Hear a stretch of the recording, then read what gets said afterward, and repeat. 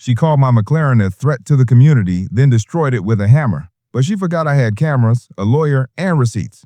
I moved into this quiet, overpriced neighborhood with one love in my life, my custom matte black McLaren.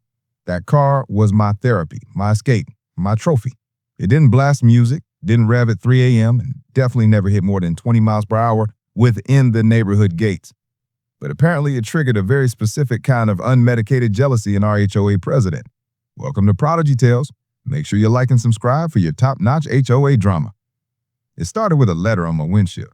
Not a polite one, mind you. This was pure Karen-certified chaos. Your car is a threat to our community. It is far too fast, intimidating to children, and violates the spirit of peaceful living. You have 2 weeks to remove it before further action is taken. Oh, I laughed. I really did. I even took a picture of the note and added it to my Karen Chronicles folder.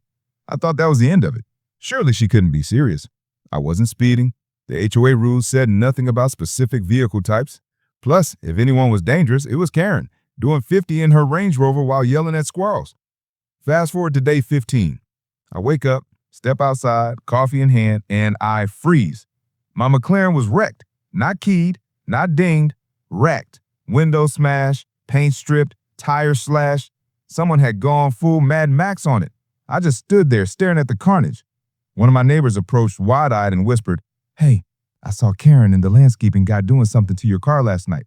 Thought it was weird." That was weird enough to call the cops, Denise. Anyway, I didn't scream, I didn't cry, I smiled. Why?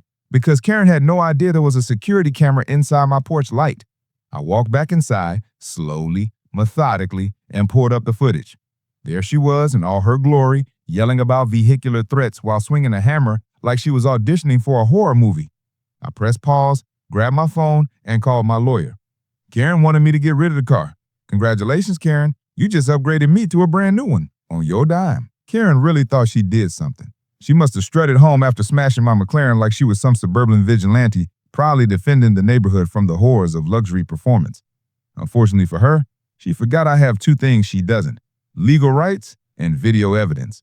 I handed everything to the police: timestamps, footage, and even a witness statement from Denise, who finally decided that weird meant criminal. The officer reviewing the footage said, "Wow, she's not even trying to hide it. No ski mask, no gloves, just Karen in her floral housecoat swinging the sledge like it was gardening day on a Lamborghini." The HOA tried to do damage control. I received a formal apology from the board, not signed by Karen, of course.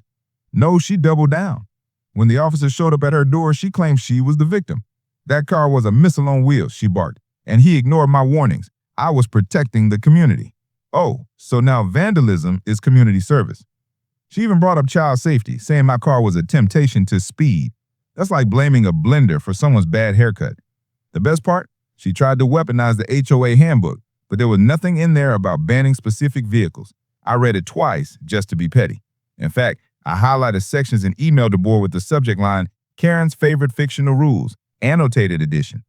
By the time we reached the civil suit stage, I had built the ultimate case: property damage, trespassing, harassment, defamation, thanks to her HOA-wide emails about me being a reckless speed demon, and emotional distress. My lawyer was salivating. Karen showed up to court with a clipboard and a bad attitude. She had no lawyer, just a stack of blurry photos of my car parked legally in front of my home. I almost felt bad. Almost. But what really sealed it when the judge asked, "Miss Karen, are you admitting to damaging the plaintiff's car?" And she replied, "I was doing what the HOA should have done months ago." Silence. The kind of silence that tastes like victory. One more hearing and the ruling would be final. Karen had no idea she was about to pay for the most expensive temper tantrum in HOA history. Karen waddled into the courtroom with the same confidence she had when she demolished my McLaren, as if she thought the judge would pin a medal on her for neighborhood safety enforcement. Meanwhile, I sat there, calm, collected, like sipping court-approved water like it was a $400 bottle of champagne I'd soon be billing her for. My lawyer started the show with a slideshow. First slide, a high-res screenshot of Karen mid-swing with the hammer, looking like a deranged DIY host. The judge raised one eyebrow. The gallery murmured. Karen coughed loudly like that was going to cancel reality. Then came the emails. Oh yes, Karen has sent several HOA-wide blasts accusing me of being a dangerous street racer, public menace, and my personal favorite, the Fast and the Furious embarrassment. My lawyer printed them all on glossy paper just for flair. Karen objected, yelling, "This is out of context." The judge looked over his glasses and said, "Ma'am, it's your email." When it was Karen's turn to speak, she doubled down. That vehicle was a threat to every child within 5 blocks. I had no choice. That kind of horsepower should not be allowed near families. The judge calmly asked, "So, you destroyed it?" "I neutralized it," she said, with a completely straight face. I swear, even the court reporter stopped typing to look up at that one. Then came my turn. I explained how the car had never been driven above 20 miles an hour in the neighborhood. I showed my noise decibel logs, GPS logs, even testimony from several neighbors who said they'd never heard so much as a chirp from my tires. Basically, I ran a full Mythbusters on her nonsense. When closing arguments wrapped up, the judge sighed and leaned back. "This is one of the more unusual cases I've seen, but the evidence is overwhelming. Miss Karen, you are liable for full damages." Karen blinked. "Wait, what?" The judge continued. "You will pay for the destruction of the vehicle at full replacement cost, including upgrades, plus court fees and a fine for harassment." Her jaw hit the table. Meanwhile, I sat there smiling. Why? Because I had already ordered the new McLaren with an extra detail Karen wasn't ready for.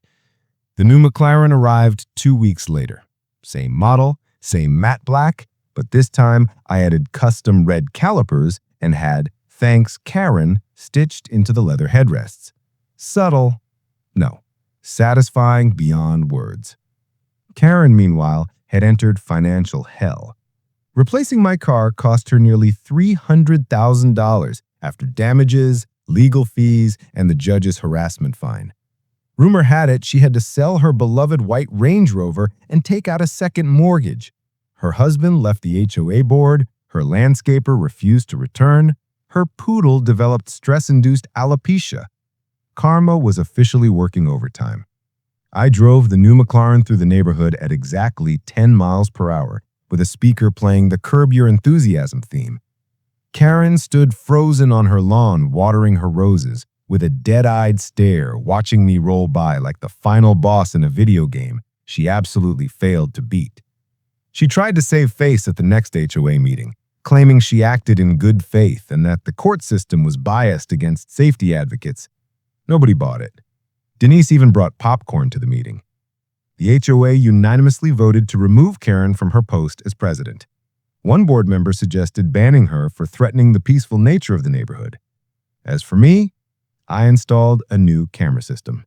Karen never walked within 10 feet of my property again.